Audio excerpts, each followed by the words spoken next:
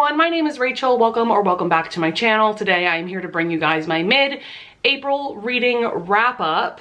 As you can tell from my setup and the fact that I already have makeup on, this is not going to be a get ready with me style wrap up. I apologize if that disappoints any of you, but to be honest, those videos are actually very challenging for me to film and edit.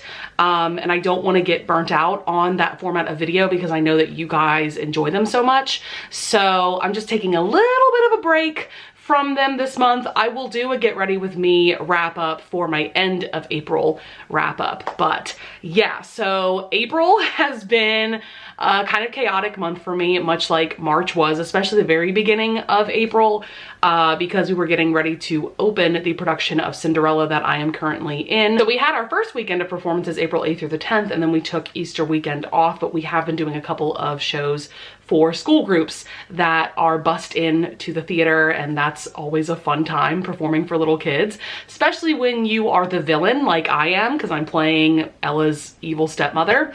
But yeah, so then we have our final weekend of public performances this weekend, April 22nd through the 24th.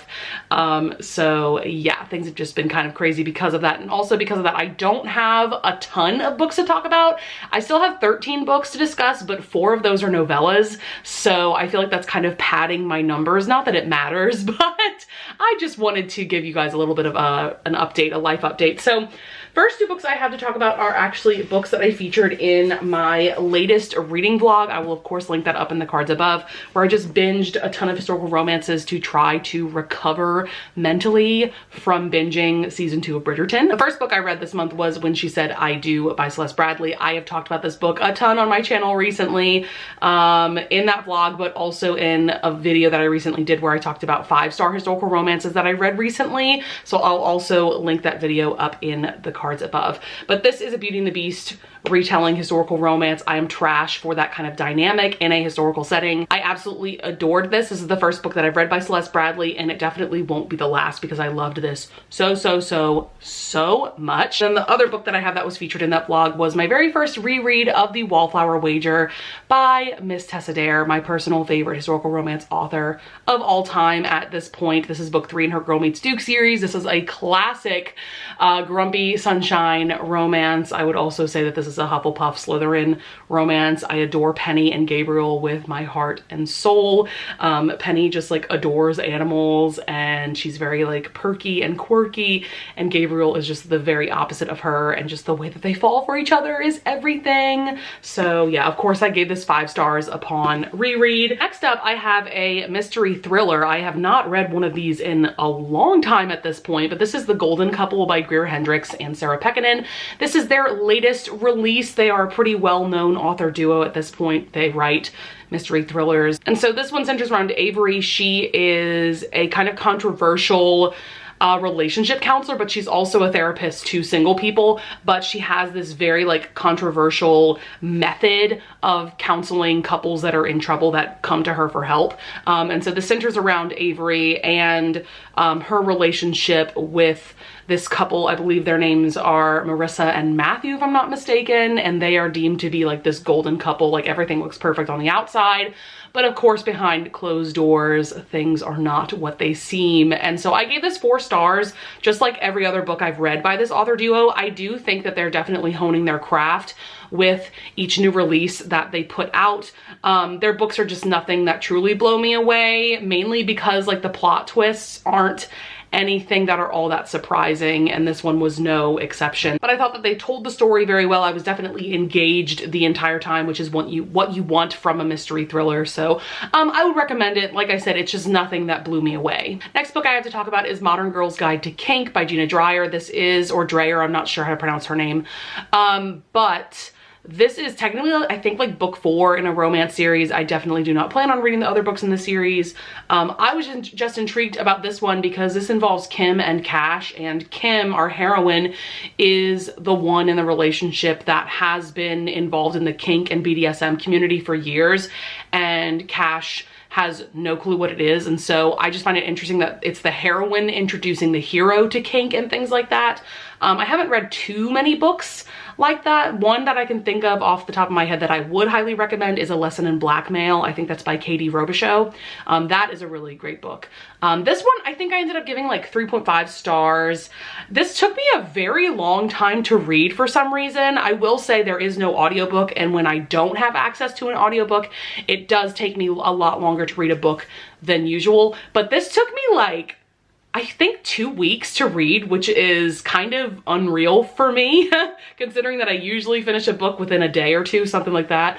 But yeah, like this was enjoyable for sure, but there was definitely a reason why it took me so long to get through as well. It definitely wasn't anything all that amazing. So next I read all 4 novellas in this Sweet Little Sinners series by Cassie Mint. You guys know I adore Cassie Mint with my heart and soul. She is at this point my favorite romance novella author. I've given so many of her novellas 5 stars, and I gave all 4 of the novellas in this series 5 stars. This is also a very recent release of hers, and so it's just really exciting to see that, in my opinion, her writing is getting better and better and better with each new release. What's really fun about this series is that it centers around 4 morally gray heroines that are all friends with each other, so there's the connection there. But you definitely do not need to read these in order or as a series. You could definitely just pick one, like just pick the one that appeals to you the most and read that. But I mean, I would recommend reading all 4 because I adored all 4 of them. So the first one that I'm going to talk about is Thief, which is the first novella in this series. And so this centers around Tabby, who is a jewel thief, and then Spencer, who is this shy, nerdy billionaire. And so it starts with Tabby gets into Spencer's apartment. She's looking for this jewel that he recently bought, and Spencer catches her, and things just go on from there. I loved this one so much. It's not my favorite of the series, but I had a really, really fun time with this one. And we just love a shy, nerdy hero who talks dirty in bed. So the next one in the series is Hacker, which is arguably my favorite of the 4, though the 3rd novella would be a very, very close second because I absolutely adored that one as well. But this one I just loved because this is about Frankie, who is a hacker, and she's also neurodivergent, and I myself identify as neurodivergent, so I really related to her character a lot. And so she hacks into this guy Luca, who is in the mafia. So she hacks into his computers and the cameras in his apartment. So it's kind of a stalker romance too, because she's definitely been watching him, but she's really just been watching him do like mundane things like cooking food and things like that. But she discovers through hacking into his stuff that his cousin is trying to have him killed. And so she saves his life by setting alarms on his cell phone and all of these different devices in his apartment. He eventually figures out who the hacker is. And so what I adored about this romance is that their relationship starts over the phone, because he finds out who she is. He calls her on the phone, and I just like adored the conversations that they were having. Bonus, there is a really hot phone sex scene in this. Yeah, I just love that their relationship started over the phone. I also really related to Frankie when she finally met Luca in person for the first time. She just felt very, very awkward. Even though they had this insane chemistry over the phone, I just feel like that's something that I can relate to so much.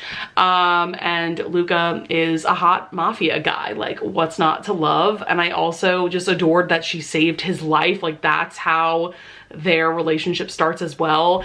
Yeah, there's just so much to love about this short little novella. The next one is Honey Trap. This one might actually be my favorite of the series because Cassie Mint writes friends to lovers like no one else. I will put that claim out there. The pining and the longing that she writes between the heroes and heroines in her friends to lovers romances, it is just unmatched in my opinion. And so this one is about June. So she is what is known as a honey trap. She's someone that is hired by someone to flirt with men to get secrets out of them. And so then we have Marcus, who is a private investigator. And so yes, June and Marcus have been friends for years. They are insanely attracted to each other. But because June is a honey trap, Marcus doesn't believe that she's actually attracted to him. He just thinks that she's putting on another act, and like this one is just like heart-wrenching in the best way possible. When I tell you guys that my heart was just aching the entire time that I was reading this novella, I am not exaggerating at all. Oh my god. This was so good. And then the final novella in this series is Blade, which is about an assassin, and our hero is a con man, and it's just about them being complete simps for each other. And this one was great as well. I gave it 5 stars. I think this one is probably my least favorite of the series, but I still obviously really enjoyed it because I gave it 5 stars. So I highly recommend this entire series, but if you're going to read just one, it's really hard for me to pick between Hacker and Honey Trap, but I might have to go with Honey Trap because the Friends to Lovers is just absolutely exquisite in that one. So the next book that I have to talk about is Tempt Me at Twilight by Lisa Kleypas. This is book 3 in her Hathaway series. If you watched my most recent reading vlog, you know that I have recently started reading. This series is a series of 5 books, and I am just completely obsessed with the Hathaway family and the different romances that are happening in each book. So this one is about Poppy. She's one of the middle siblings of the Hathaways, and our hero is Harry, who owns the hotel that the Hathaways have been staying at while staying in London. So this one turns into a marriage of convenience, kind of forced marriage, you know, dynamic going on. And I really don't have much to say about this one. I gave it 5 stars just like I did the other 2 books in the series that I've read so far. I just adore Poppy and the Hathaways so much, and when you combine that with Harry, who is the self-made man who believes he's unworthy of love, like that's a perfect combination. Next book I have to talk about is Delilah Green Doesn't Care by Ashley Herring Blake. This is a small town sapphic romance. I was so excited for this book, guys. You have no idea, because I have read another book by this author before, Girl Made of Stars. Highly recommend that if you're looking for a YA book recommendation. But I was just excited to see her write an adult romance, and I ended up giving this 3 stars. I'm very sad about it. Let me set up the plot though. We have Delilah Green, who is from this small town, Bright Falls. She moved to New York to pursue her photography and art career, and now she is back in Bright Falls because she's the photographer for Astrid, her stepsister's wedding. And so then we have Claire, our other main character. She is a single parent, and she is one of Astrid's best friends, so she's involved in the wedding as well. So this is kind of a little bit of like a redeemed bully romance, but not really, because when they were younger, Astrid and one of their other friends used to kind of bully Delilah, and Claire didn't really bully her. It's just that she didn't do anything about Astrid bullying Delilah, so she just kind of let the bullying happen, if that makes sense. And so yeah, things just go on from there. I gave this 3 stars though because I personally felt that the pacing was very slow a lot of the time, and this book just felt very mundane. And sometimes that happens with small town romances, because in small towns not a lot is happening, nothing all that exciting. But I am someone that also loves small town romances, so I don't think it's because it was taking place in a small town. I really just think something about the story was just honestly kind of boring to me. I definitely zoned out at times while listening to the audiobook. It's very unfortunate because, like I said, I was so excited for this book. I can definitely understand why some people adore this book, and I wish that I did as well. But unfortunately, it just didn't work out for me. Next up, I have another reread. That is The Prince of Broadway by Joanna Shupe. This is book 2 in her Uptown Girls series. And the first time that I read this series, this was my favorite of the 3 books. And I feel like this time around, my opinion is going to change, because while I still really enjoyed this book, I actually didn't love it as much as I did my reread of book 1, which is The Rogue of Fifth Avenue. But this is about Florence. She's kind of the black sheep of the family. She wants to open her own casino just for women back in this time period. This is the Gilded Age, so 1890s. It was illegal for women to go to casinos, and so yeah, she wants to open her own casino, but she needs to learn about the business side of that. And so she goes to Clayton, who owns the Bronze House, which is a casino that Florence has been going to illegally, obviously, like I said. And so yeah, she goes to Clayton and asks him to give her lessons on how to run a casino. Of course, they start falling for each other. Very spicy things happen. We know Joanna Shupe serves the spice for sure. And I think this time around, I didn't love it quite as much as the first time, because this time I kind of noticed maybe the pacing issues in this book. I feel like that some parts of this book just weren't as fun and entertaining as other parts. So yeah, this time around I might give it more of like a 4.5 stars, but I still really enjoyed it. Still would recommend it. I'm really excited to reread the third book, The Devil of Downtown, because I think that that might be my favorite this time around. So really excited to reread that one. Speaking of rereads, I have Throne of Glass by Sarah J. Maas. So if you didn't know, there is the SJM along going on right now that Jen from the Book Refuge organized. And so basically, well, in April, we are reading Throne of Glass, Crown of Midnight, which is book 2 of the Throne of Glass series, and then 2 of the novellas in The Assassin's Blade, which is a bind up of prequel novellas. So that is what's happening for all of April. They have already done the live show for Throne of Glass and the first novella of the bind up, so I will leave a link for that down in the description below. I've yet to watch the live show because I like just recently finished my reread of this. But then on April 30th, I believe they are doing a live show for Crown of Midnight, which is book 2 and then the second novella in the bind up. But if you know nothing about this series, this is what starts out to be a YA fantasy series, though I do think as the series goes along, it turns into new adult for sure. This first book is definitely reminiscent of The Hunger Games and Game of Thrones. We have our main character, Selena Sardathian. She's an assassin who, at the beginning of the book, we see that she was forced to go work in these salt mines. And then Dorian, who is the crown prince of Adarlan, which is the kingdom that this series centers around, he gets her out of there so that she can be his champion in this competition to be the king of Adarlan's assassin. And so things go on from there. What's really funny about this reread is that there is a very specific scene and sort of character that I remember being pretty prominent towards the end of this book. And upon reread, I realized that that doesn't happen in this book at all. So I'm thinking that I'm totally misremembering the series, and hopefully what I'm thinking of happens in Crown of Midnight, because if not, then I totally made up that plot line and what? Like, what is even going on in my brain? But yeah, I still definitely enjoy this. I gave it 4 stars once again. You can definitely see that in this book, Sarah J. Maas's writing is pretty juvenile, though she did write this book, or she started writing this book when she was like 16, so that's pretty understandable. This is definitely the tip of the iceberg when it comes to this series, so I'm really excited to get into some of the later books in the series. And yeah, so I don't have much to say about that one. And then finally, we have Dare to be a Duchess by Sap in a Bog. I believe that is how the author's name is pronounced. I did look it up before filming today.